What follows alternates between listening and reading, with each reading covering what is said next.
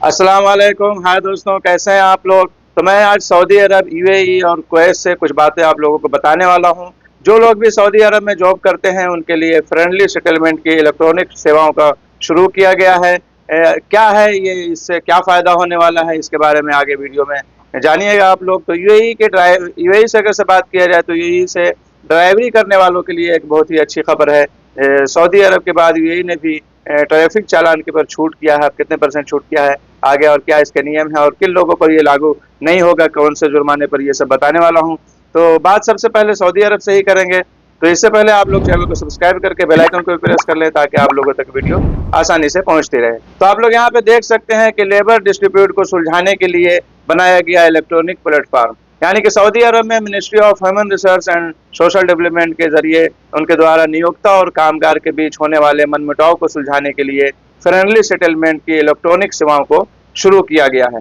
अगर कोई कर्मचारी या नियोक्ता लेबर डिस्प्यूट की सूचना ऑनलाइन दर्ज करता है तो एक लिमिट टाइम के अंदर मामले का समाधान करना जरूरी होगा। अगर 21 दिन के अंदर मामला सेट नहीं हुआ तो लेबर कोर्ट में दर्ज कराएं शिकायत, ऐसा यहाँ पे बताया गया। आप लोग देख सकते हैं कि अधिकारियों के द्वारा इस बात की जानकारी दी गई है कि अगर 21 दिन के अंदर मामले को नहीं निपटाया जा सका, नहीं अगर से निपटारा नहीं हो पाता है तो फौरन ही मामले को लेबर कोर्ट में ट्रांसफर कर दें। इस बात की भी जानकारी दी गई है कि लेबर ऑफिस को यह मामला इलेक्ट्रॉनिकली ही लेबर कोर्ट में भेज देना चाहिए। बताया गया है कि मंत्रालय के आधिकारिक वेबसाइट के जरिए अपना मामला सबमिट किया जा सकता है, कर सकते हैं। मंत्रालय के फ्रेंडली सेटलमेंट विंग के जरिए लेबर डिस्प्यूट का समाधान किया जा रहा है। लेबर ऑफिस में भी सारी सुविधाएं प्रदान की जाएंगी। कर्मचारियों और नियोक्ताओं के अधिकारों के रक्षा के लिए ये जरूरी है कि नियमों को ठीक से पालन किया जाए, यानी कि नियमों का सही से पालन हो, नियमों का ठीक से पालन किया जाएगा तो ये सब समाधान होगा और आपस में जो मनमुटाव होता है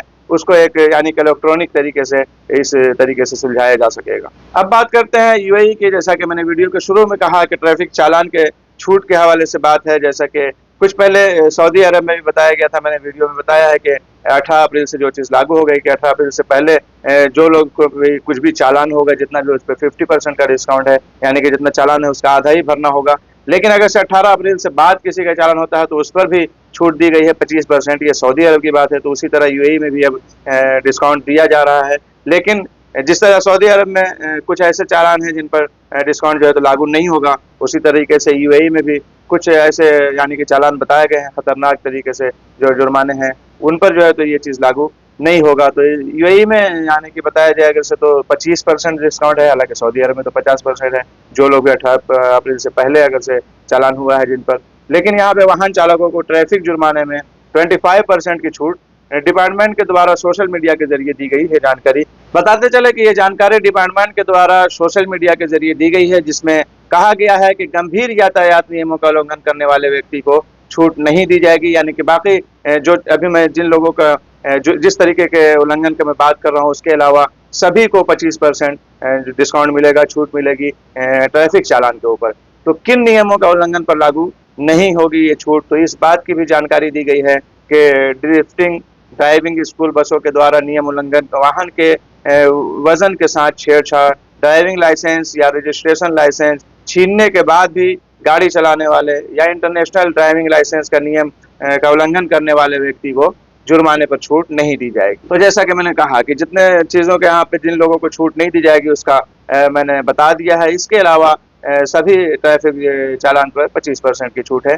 ये खबर यूएई से है। इसके बाद अब बात करते हैं कुवैत से। रेसिडेंस वीज़ा नियमों का उल्लंघन करने वालों को के खिलाफ कानूनी कार्रवाई की जा रही है। कुवैत में ऐसे गैर मुल्कियों के खिलाफ कानूनी कार्रवाई की जा रही है जो रेसिडेंसी वीज़ा नियमों का उल्लंघन कर रहे हैं। ऐसे गैर मुल्कियों को सलाह दी गई है कि उन्हें अपना रेसिडेंसी स्टेटस ठीक कर लेना चाहिए। बताते चले कि आंतरिक मंत्रालय के द्वारा ये प्रक्रिया शुरू की गई है। बताते चले कि सुबह वाले सेशन में उन लोगों को रेसिडेंसी परमिट में सुधार किया जा रहा है। इस दौरान उन गैर मुल्कियों को रेसिडेंस स्टेटस में बदलाव किया जाएगा जो जुर्माना भरकर नया रेसिडेंस परमिट प्राप्त करना चाहते हैं। तो जैसा कि मैं यहाँ भी कहता रहता हूँ, सऊदी अरब से खबरें आती रहती हैं कि हफ्ते में इतने लोग अरेस्ट किए गए, जो कि सबसे ज़्यादा तादाद जिसमें अकामा कानून के खिलाफ वर्जियों की होती है। तो उसी तरीके से कागजात ठीक कराने के लिए भी कहा जाता है। तो यहाँ पे भी बताया गया है कि जो लोग भी जुर्माना भर के अपने कागजात सही कराना चाहते हैं रेसिडेंसी परमिट को यानी कि नए तरीके से ये करना चाहते हैं, उनके लिए ये सुविधा उपलब्ध है। जो भी गैर मुल्की देश छोड़कर जाना चाहते हैं उनके लिए भी नियम है। जो अगर से अपना सुधार करा के रहना चाहते हैं, काम करना चाहते हैं, उनके लिए भी बताया गया है। और जो लोग ऐसे यानी कि नहीं रहना चाहते हैं, अपने देश वापस जाना चाहते हैं, उनके लिए भी नियम है। उसके अलावा ऐसे गैर मुल्की जो कि उल्लंघन के बाद देश छोड़कर जाना चाहते हैं, वो 3 से 8 पीएम वाले सेक्शन में आ सकते हैं, लेकिन उन्हें इस बात का ख्याल रखना होगा कि उनका पासपोर्ट नया होना चाहिए। इसके लिए फरवानिया या मुबारक अल कबीर रेसिडेंसी डिपार्टमेंट में जाना पड़ेगा। तो यहाँ पे जैसा कि मैंने बताया कि जो लोग भी यानी कि रेसिडेंसी वीज़ा और जो कुछ किसी चीज़ का भी उल्लंघन किए हैं, अगर से वो देश छोड़ के जाना चाहते हैं तो भी उनके लिए नियम है। और अगर से वो अपने कागजात को ठीक कराना चाहते हैं तो भी उनके लिए नियम है, वैसा करा के दोबारा यानी कि काम शुरू कर सकते हैं कानूनी तरीके से। ये थी खबर कुवैत से। तो चलिए, ये सब कुछ खबरें थी, चलते हैं, मिलेंगे नेक्स्ट वीडियो में। अपना ख्याल रखें, खुदा हाफिज़।